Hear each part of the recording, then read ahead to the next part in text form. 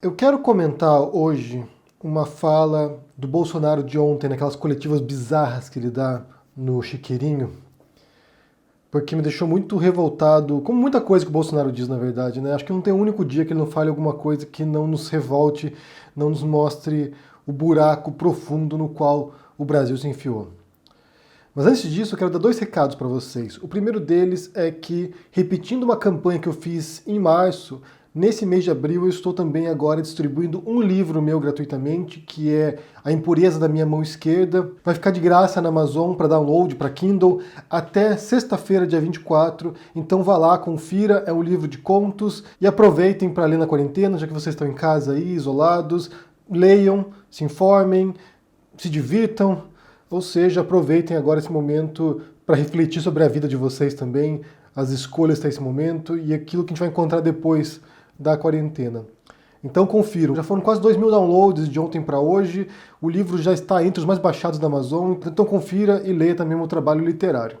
E o segundo recado é para vocês conferirem, depois que acabar o vídeo aqui, terminando o vídeo, vocês irem conferir o meu artigo de hoje na Carta Capital, porque eu acho que ali eu consegui explicar muito bem como a gente chegou nesse momento, por que uma figura antidemocrática como o Bolsonaro, um apologista da ditadura, da tortura, chegou ao poder. O que na mente do brasileiro representa a figura do Bolsonaro?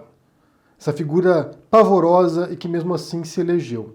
Então, a análise de hoje tem um pouco a ver com isso e vamos refletir sobre alguns aspectos aqui da fala de ontem do Bolsonaro. Essa fala aqui, ouçam. Tem que voltar à normalidade. Mais de 300 mortes. Quantas mortes o senhor acha? Cara, quem fala de... Eu não sou coveiro, tá vendo? Presidente, mais uma coisa. Como foi a reunião do ministro? Não sou coveiro. Então o que você tem nessa cena? Você tem um jornalista perguntando sobre o número de mortos no Brasil por coronavírus. Os números continuam aumentando, a gente sabe ou suspeita que estão subnotificados, ou seja, tem bem mais casos de contágio e bem mais casos de morte do que de fato aparecem nos dados oficiais.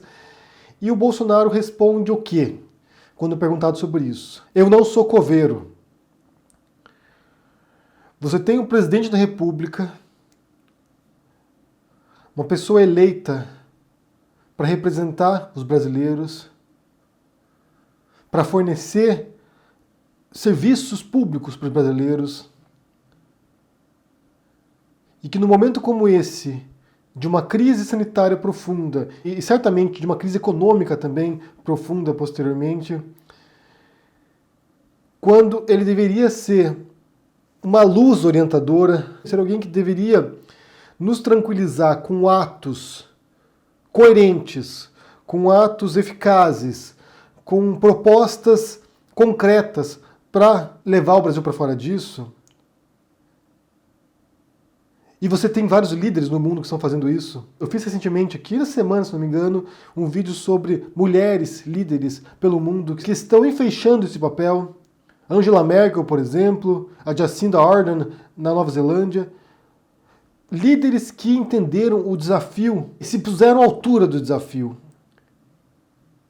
Porque é nesses momentos que a gente vê realmente quem é o líder. São nesses momentos que a gente vê realmente quem é aquela pessoa que foi talhada para isso. Que vai, compra o desafio, compreende a magnitude do problema, compra esse desafio e se põe à altura disso. Pessoas que compreendem o custo humano disso. A gente está falando aqui de vidas humanas. Eu fico imaginando o que passa na cabeça de um brasileiro hoje, alguém que perdeu a mãe, ou o pai, ou o avô, ou algum ente querido, ou algum amigo para o coronavírus, ouvindo da boca do presidente da República dizendo que ele não é coveiro, que ele não vai falar sobre as mortes porque ele não é coveiro. Em nenhum momento, o Bolsonaro veio aqui e se solidarizou com as vítimas da pandemia. Em nenhum momento ele fez isso. Em nenhum momento ele demonstrou qualquer tipo de respeito à vida humana, qualquer tipo de preocupação com a saúde dos brasileiros. Pelo contrário, ele fez repetidas vezes falas ou gestos minimizando isso. Quando ele sai do Palácio do Planalto, quando ele sai e vai para a rua, na padaria, quando ele vai no meio de uma manifestação pró-intervenção militar, quando ele faz isso, ele está minimizando o risco à vida humana. Brasileiros se aglomerando no meio de uma pandemia, e o Bolsonaro vai lá saudar essas pessoas, ele está minimizando e ele está contribuindo para pôr em risco a vida dos brasileiros. É alguém que tem um desprezo absoluto pela vida humana. Nesse momento, ter alguém No posto máximo executivo, com esse perfil, é um convite ao desespero. E a gente não pode dizer que o Bolsonaro não expressasse isso antes, porque ele expressava também, mesmo durante a presidência. Vou citar dois casos aqui, dois exemplos que me vêm à mente rapidamente. A primeira delas foi quando, quase um ano atrás, um pouquinho mais de um ano atrás, o exército no Rio fuzilou o carro de um músico, matou o músico e matou um catador de papel. O músico era o Evaldo Rosa e o catador era o Luciano Macedo. Foram mortos por militares, por soldados. Foram fuzilados por soldados. O Bolsonaro e o Sérgio Moro demoraram dias para vir a público se manifestar sobre esse caso. E quando o Bolsonaro fez isso, ele fez contrariado, na verdade. Ele foi lá e disse o seguinte: o exército não matou ninguém, não. O exército é do povo, tá certo? Ele não pode acusar o povo de ser assassino, não. Houve um incidente, houve uma morte, lamentamos a morte de um cidadão trabalhador, honesto. O exército não matou ninguém, não. O exército é do povo e não pode acusar o povo de ser assassino, não. Houve um incidente, uma morte. Ele vai se solidarizar, entre aspas, com as vítimas, ao mesmo tempo em que vai proteger os criminosos, defender os executores dessas pessoas. O processo, o julgamento desses militares ainda está rolando, está acontecendo ainda. Talvez esse ano saia a sentença. E a viúva do músico está lutando até hoje para receber a pensão pela morte do marido. Quero ler um trecho aqui de uma reportagem que foi agora de abril, dia 7, que fez um ano da execução dele. Diz o seguinte aqui, a viúva dele: o exército nunca me procurou, não pediram nem desculpa, não quiseram saber como eu estava, como estava meu filho, nada. Tivemos que entrar na justiça para conseguir a pensão, eu me sinto abandonada. E vou ser bem sincero, não me surpreenderia se o exército inocentasse esses militares. Como fizeram com o Bolsonaro, quando foi acusado de terrorismo. Fizeram um acordo ali, o corporativismo militar, fizeram um acordo, o Bolsonaro foi convidado a se retirar, ainda foi promovido a capitão e entrou na vida política. Se vocês lerem o livro, você vê essa história sendo relatada, do julgamento militar contra o Bolsonaro por ter falado com a Veja, que ele queria ter feito um ato terrorista num quartel. Esse é o presidente da República. Alguém que foi expulso, entre aspas, do exército por ter planejado um atentado terrorista. E outra fala do Bolsonaro, ano passado, que não mostra apenas o desprezo pela vida humana dele, como a gente viu nesse caso do exército e nesse caso do Covid-19 também, mas o desprezo que ele tem pelo patrimônio público, pela memória do Brasil. Quando houve um incêndio no Museu Nacional, no Rio de Janeiro. Foi um incêndio que destruiu um palácio imperial e destruiu o acervo do Museu Nacional, um riquíssimo acervo de paleontologia, de biologia. E daí o Bolsonaro vai a público e diz o seguinte: Já tá feito, já pegou fogo, quer que faça o quê? Mas e os outros? Meu nome é Messias, mas eu não tenho como fazer milagre. já está feito, já pegou fogo, quer que eu faça o quê? O que você pode esperar de um sujeito desse? O que você pode esperar de um homem como esse, que tem um desprezo absoluto pela vida humana e pelo patrimônio histórico e cultural brasileiro? Como eu disse, vão lá e leiam o meu artigo na Carta hoje, para que a gente possa tentar entender o que levou o povo brasileiro a votar nesse sujeito. Eu quero pegar esse vídeo aqui também e analisar um trechinho da fala dele de domingo, quando ele vai lá junto com o povo, junto com quem pedia intervenção militar no Brasil.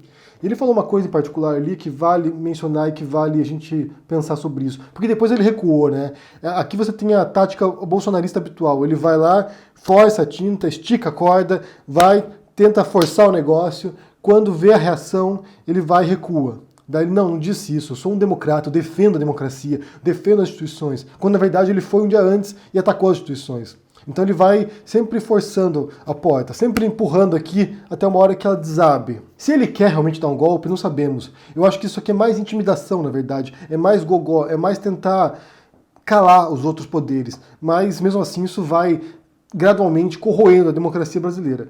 Mas ele diz o seguinte no aquele dia: políticos têm que entender que estão submissos à vontade do povo.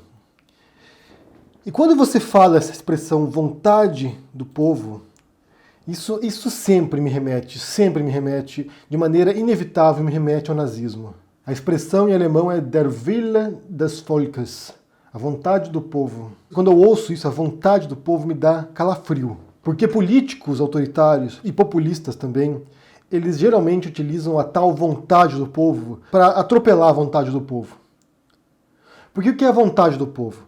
É como se fosse algo unitário, como se fosse algo único, como se um país Como o Brasil, por exemplo, com 220 milhões de habitantes, não tivesse inúmeras vontades do povo.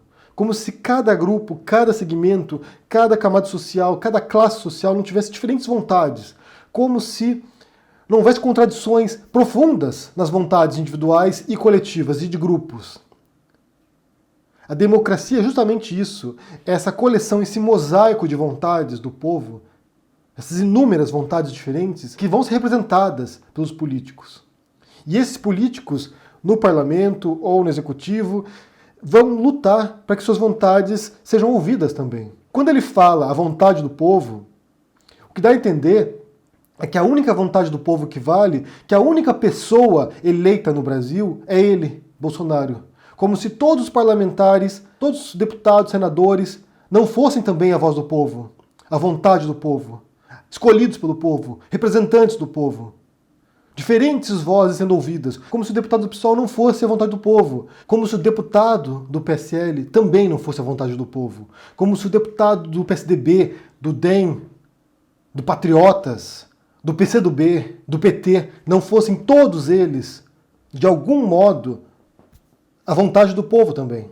Como se o prefeito não fosse a vontade do povo, como se o governador não fosse a vontade do povo, como se o vereador, o deputado estadual, todas essas pessoas representam em suas esferas a vontade do povo. O Bolsonaro não representa a vontade do povo porque ela não existe. Não existe a vontade do povo. Existem vontades individuais e coletivas. E todas elas, e essa é a beleza da democracia, todas essas vozes, de algum modo, acabam sendo representadas no processo. O Bolsonaro ainda pensa que dos 57 milhões de votos que ele obteve, que todas essas pessoas ainda estão comprando cegamente as maluquices dele. Estão embarcando no bonde sem freio do Bolsonaro, rumo ao precipício. E não, muita gente já desistiu, muita gente se arrependeu, muita gente compreendeu que essa foi a pior escolha possível. Porque foi a pior escolha possível. Até o Cabo Daciolo seria um presidente melhor do que o Bolsonaro. O brasileiro fez a pior escolha, a mais ineficaz, a mais perigosa para o Brasil, e ainda obrigado a ouvir esse sujeito desrespeitoso, desumano, dizendo que ele representa a vontade do povo. Não representa a vontade do povo. Representa a vontade de um pequeno segmento histérico, de um pequeno segmento violento, que despreza também a vida humana, que também despreza a cultura brasileira. É esse grupo hoje que o Bolsonaro representa. É essa vontade que ele representa. Uma vontade de morte, de destruição, que nega a ciência, que nega os riscos para a vida humana dessa pandemia. É essa vontade que ele representa. Não é a vontade do povo. E não tem um único dia que eu não me envergonhe dos rumos que o Brasil se enfiou. O Bolsonaro foi eleito pela imprensa mundial como o pior governante do mundo nesse momento de pandemia. O pior. E por quê? Por que vocês acham? Porque a imprensa mundial é esquerdista? Porque a imprensa mundial é globalista, é comunista? Não, porque ele é péssimo. Porque ele é de fato o pior governante do mundo nesse momento. O Bolsonaro pode não ser um coveiro, como ele disse, mas ele tem um ímpeto assassino e terá muitas mortes nas costas. Muitas mortes nas costas depois disso. Eu quero saber o que vocês pensam sobre tudo isso aqui, sobre essa fala do Bolsonaro no começo aqui, que ele não é um coveiro, que ele não vai se preocupar por essas mortes agora porque ele não é coveiro. Que nojento, que ser repugnante. O que vocês pensam sobre isso aqui? Confiram meu artigo na Carta Capital, como eu disse, porque acho que ele dá para entender mais ou menos como é que a gente chegou nesse ponto também. Confiram meu livro, que está de graça até sexta-feira na Amazon, para Kindle. Baixem o livro, leiam o livro de contos, A Impureza da Minha Mão Esquerda, e a gente se vê por aí. Deixe o joinha, assine o canal, ajude no Apoia-se, e até mais. Tchau.